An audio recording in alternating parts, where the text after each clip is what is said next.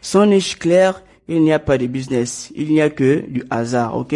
Une niche, ce n'est pas vendre un produit. Une niche, c'est servir un groupe précis de personnes avec un problème précis, ok? Donc, si tu n'as pas de niche, ce n'est pas normal, en fait. Dans le e-commerce, il faut avoir une niche très, très précise. Même si tu peux, on va dire quoi, en parallèle, vendre d'autres produits, mais t'es focalisé d'abord sur ta niche, c'est l'idéal, ok? Donc, dire je fais du e-commerce ou je vends des produits, ce n'est pas une niche, d'accord? Dire j'aide les femmes à résoudre un problème de peau ou j'aide les parents à sécuriser leur maison, ça c'est une niche, d'accord? Donc, tant qu'il n'y a pas de problème, tant qu'il n'y a pas d'aide, tant qu'il n'y a pas de résolution, ce n'est pas une niche et tu te fourres les doigts dans le, d'accord? Donc, beaucoup de débutants cherchent les produits parfaits, mais la vérité c'est que la niche vend plus que le produit. Donc, une fois que tu as la niche, tu es capable de mieux vendre par rapport au produit.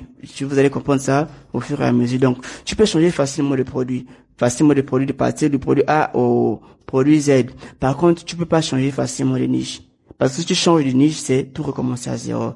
D'accord? Donc, une niche rentable a toujours 4 caractéristiques. Donc, elle a un problème douloureux. Elle est, consciente de son problème, d'accord? Donc la niche a un problème douloureux, elle est consciente de son problème, ok? Elle recherche déjà une solution, elle est prête à payer. Donc la niche c'est quoi? C'est l'audience, c'est le ciblage. Le ciblage il a un problème déjà précis, d'accord? La niche recherche même déjà la solution pour pallier à ce problème. Par exemple, celui qui a les boutons sur le visage a déjà un problème. Et il cherche même comment enlever les boutons là déjà. En fait, même sans que tu puisses venir te lui proposer ton produit, pour lui, il cherche déjà comment même à résoudre ça. Et bizarrement, quand tu arrives avec ton produit, la niche est prête à payer. Pourquoi? Parce que tu viens carrément toucher le point sensible. Est-ce que vous voyez ça en fait? C'est trop wow. Donc, si la niche ne souffre pas, elle ne paye pas. D'accord? Par exemple, quelqu'un qui n'a pas de boutons, tu veux lui proposer un produit qui résout les boutons. Tu penses que moi, je vais acheter un produit de boutons pendant que j'ai pas de boutons? Non, je paye pas. D'accord? Il faut déjà comprendre ça. D'accord? Donc, ne choisis jamais une niche parce qu'elle est belle. D'accord? Ou elle a la mode. Ça, c'est pour moi la grave erreur à ne pas faire. Ok? Donc, choisis une niche parce qu'elle résout un vrai problème. D'accord? Donc, si la niche résout, c'est l'audience. En fait, la niche, c'est l'audience, c'est le persona, c'est le client. On aime. Donc, si la niche a un problème fort, fondamental, vas-y choisir. Mais si la niche n'a pas ce problème-là, ne perds même pas ton temps de choisir, d'accord? Dans la prochaine vidéo, nous allons voir les produits gagnants à vendre en Afrique et quel type de produit correspond à quel type de niche. Un produit gagnant peut marcher ailleurs, mais pas forcément ici, d'accord? En Afrique, le client n'achète pas pour tester. Il faut comprendre ça parce qu'en Afrique, le client, il n'est pas là pour acheter parce qu'il a envie de tester un produit, machin. Non, il n'est pas comme ça. Il achète parce que le produit règle un problème immédiat chez lui. Okay? Donc, quand le client a un problème, il achète parce que quoi? Si c'est que s'il achète ce produit, le produit va régler un problème fondamental chez lui. Les produits qui marchent réellement en Afrique ont presque toujours les mêmes caractéristiques. Ok? Donc, la santé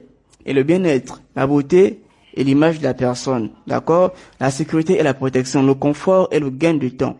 Et on a aussi les opportunités et les revenus, d'accord? Donc, il faut retenir que les produits qui marchent correctement en Afrique, c'est la santé, le bien-être, d'accord? La beauté et l'image de la personne, la sécurité et la protection de la personne, le confort et le gain de temps, d'accord? Les opportunités et les revenus. Donc, un produit gagnant en Afrique respecte des règles simples. Le problème est visible. Donc, si ton produit résout un problème visible, tu es à tous les coups gagnant, d'accord? Le bénéfice se comprend en moins de 10 secondes. Donc, le client comprend normalement le bénéfice en moins de 10 secondes. Parce qu'il n'a pas besoin de trop casser la tête pour comprendre quel est le bénéfice de ce produit. Par exemple, si tu lui présentes un thé de foie, des douleurs de foie ou de l'estomac, lui sait que si je prends ce produit, c'est pour soulager mon estomac. Donc, automatiquement, le client comprend en moins de 10 secondes. Il faut pas trop parler, il faut expliquer les trucs et autres, ajouter du café, ajouter du lait, ajouter du mélange, laisser reposer 10 minutes, après. Non, ça c'est pas un produit gagnant, ok? Donc, on va poursuivre, d'accord? Le produit peut se montrer facilement en image ou en vidéo. Donc, un produit gagnant peut se montrer facilement en image ou en vidéo, ok? Il nécessite pas des longues explications. Donc, un produit gagnant ne nécessite pas des longues explications. Il faudrait pas trop expliquer le client un produit pour que il puisse comprendre. Parce que si tu expliques déjà trop au client comment fonctionne le produit, c'est que ce n'est pas un produit gagnant.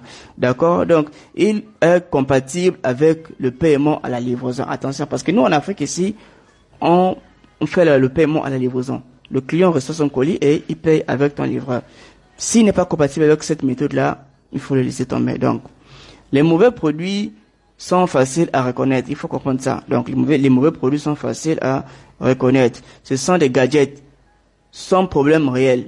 Attention. Donc, des gadgets sans problème réel, c'est pas un produit winner. OK? On a aussi des produits trop techniques à expliquer. Donc, si un produit est trop technique à expliquer, il n'est pas un produit winner, bien évidemment.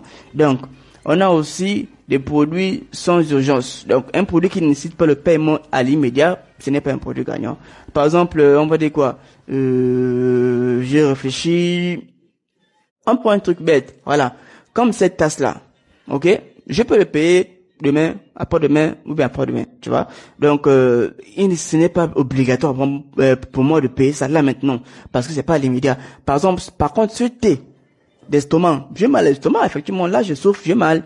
Si je vois ce thé, il me faut le payer impérativement. Parce que ça touche directement à ma santé, à une douleur bien précise. OK? Il faut bien comprendre ça.